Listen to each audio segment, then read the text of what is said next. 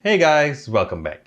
Now very recently I did a review of the ASUS Zephyrus G14. Now if you want to check that out, I'll put a link to that in the video description below. But that was one of my absolute favorite gaming laptops around. A very big part of it, apart from all the other reasons, was the fact that it had an AMD Ryzen chip inside. Now the ASUS Zephyrus G14 was a little bit pricey, but this right here is the ASUS TUF Gaming A15. Now this also has an AMD Ryzen chip inside. So is this my new favorite?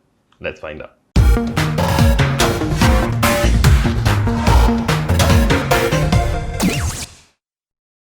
Now before we talk about the laptop, let's very quickly go through the unboxing experience. Now ASUS with unboxing, always pretty nice.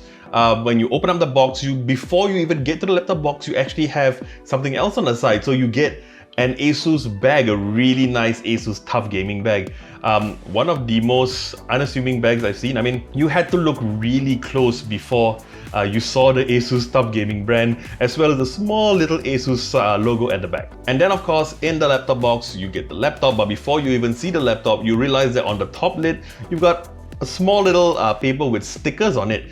Some were pretty nice, some were, well, let's just call it weird. Now, of course, you also get the laptop, you get a charger, but you also get the ASUS TUF Gaming M5 mouse, and that's a freebie. It comes with the laptop along with the bag. But also these accessories, what you get free with the laptop can differ depending on what region you're in, so you might want to check with your region. Now that TUF Gaming M5 mouse actually retails for about $60, so you get that free, and it's actually a pretty nice mouse. It's really rugged. I really like that design, and even though it looks really like chunky, it's not too heavy. Now let's quickly talk about the specs of the laptop. Like I said, you get an AMD chip. Specifically, this is the AMD Ryzen 7 4800H, so that's an 8-core 16 threads CPU in a laptop. You also get a 1TB SSD, an NVMe SSD by the way, so that's nice. In terms of GPU, you can either get a GTX 1650 Ti or an RTX 2060, and the one that I have here is actually the GTX 1650 Ti. Now for I/O, this is where it gets a bit weird. It's actually quite lopsided in my opinion. Now on the left side, you get a ton of ports, alright? Of course, at the top, you get the laptop charging port. You get a full-size LAN port, that's great. You get a HDMI output. You get two USB 3.0 Type A ports. You get a Type C port and a combo audio jack. On the right side, you get one USB 2.0 port, and honestly, ASUS, this is 2020. Why do you have a USB 2.0 port? That should be legal, all right? At this point in time, if you're going to release a laptop at this day and age, you should never have a USB 2.0, especially on a laptop when your ports are sort of limited. Now for the display, you get a full HD display, so that's 1920 by 1080. I believe it's about 300 nits. It's 144 Hz, G-Sync compatible, so that's really nice. Now this is also an IPS panel, so that's really nice. However, this screen is one of the most impressive things, but also one of my biggest disappointments, but we'll talk about that later. Now, in terms of design, you get two options actually.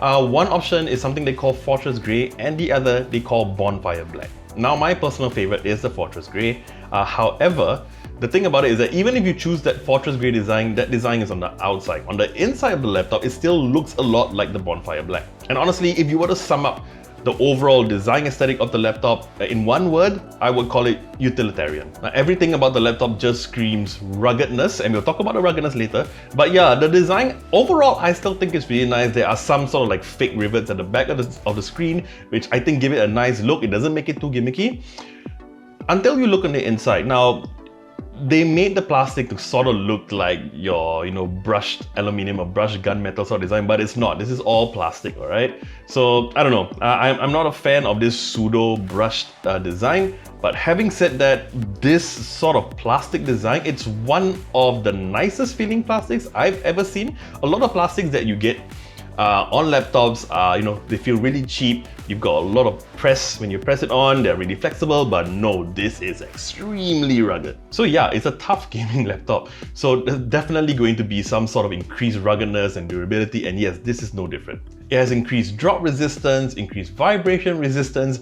It operates at temperatures up to 49 degrees and as low as minus 32 degrees Celsius. And not just that, it's rated to operate at 95% humidity. And for me, like living in Singapore where we've got extremely high humidity, that's a really important feature to have. Now going back to the other features of the laptop, now you actually get a webcam at the top of the screen, which is great. The G14 does not, so remember that. It's a 720p webcam, so it's okay, not fantastic, but at least it's there. Now for the keyboard, it's nice. It's a Chica style keyboard, of course, but it has good travel. I really like it. In terms of functionality, in terms of design, you know, you've got that WASD in white.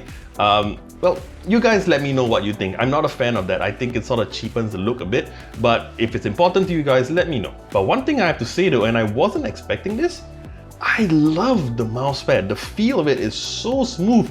I'm not sure if it's like a plastic or metal. It kind of feels like something in between actually, but it is a beautiful mousepad to use. Every single ASUS laptop that I've reviewed on this channel, apart from the ASUS ROG mothership, but that's a one-off, is that they've all had this same sort of lift where the screen portion of the laptop sort of lifts the bottom part of the laptop a bit off the ground so you get better air circulation. However, you don't get that with this, and I was actually kind of worried because, you know, you get good vents at the back of the laptop, which is great, but I was a little worried about how it would perform in terms of like heating and air circulation while you're gaming.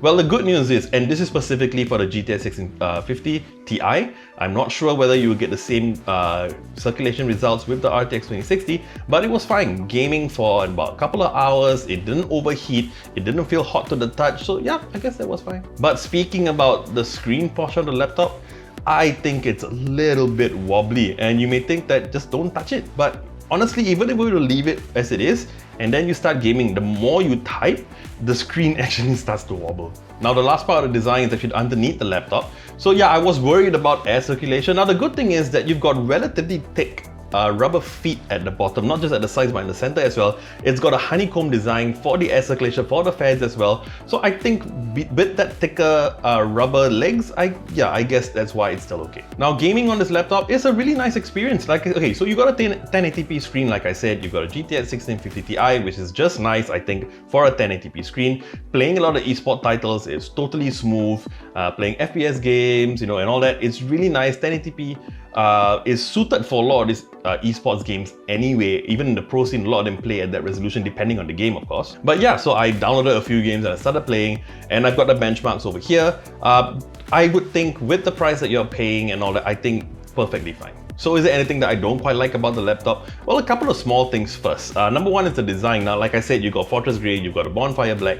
Now, I wish that if they had, you know, if we would have picked the Fortress Grey design, I wish we had that similar design aesthetic inside as well, because I really like the color, I like the feel of it, and if it sort of covered the entire laptop, just the outside, it would have been a good option for people who wanted a gaming laptop without it being too flashy. The other thing is, of course, like I said, I don't like the screen wobble. I think it wobbles way too much, especially when you're gaming. But I think the biggest problem, which is I mentioned a bit earlier, was the screen. Now on paper, it's fine. I mean, it's a 144 Hz screen with G-Sync compatibility, really great, playing games, fantastic. The biggest problem is that, number one, you've got a fantastic mobile CPU, one of the best that you can get. 8 cores, 16 threads, and I mean, come on, it would have been perfect for a lot of content creators. But that's where you get into the really big problem, for content creators at least.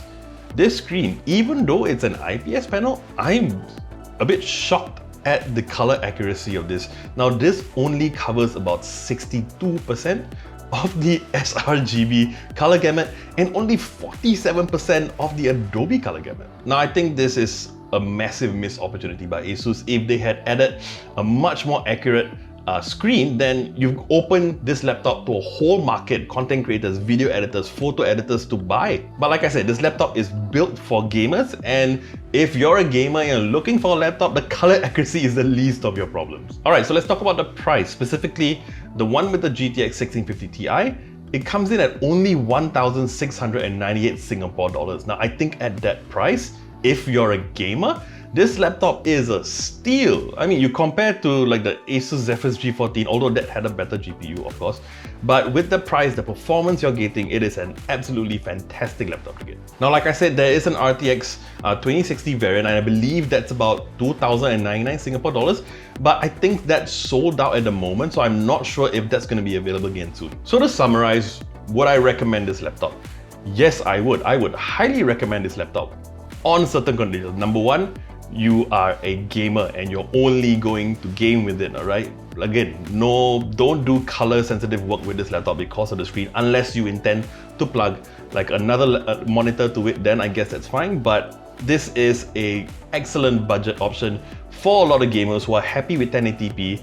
I can't think of any other laptop right now that gives you this sort of features at that price. Alright, so that about wraps up my review of the ASUS TUF Gaming A15. Now, if you like this video, you know what to do, and I would love it if you would subscribe to our channel and hit the bell icon to receive notifications on our next video. I'm JP, and I'll see you real soon.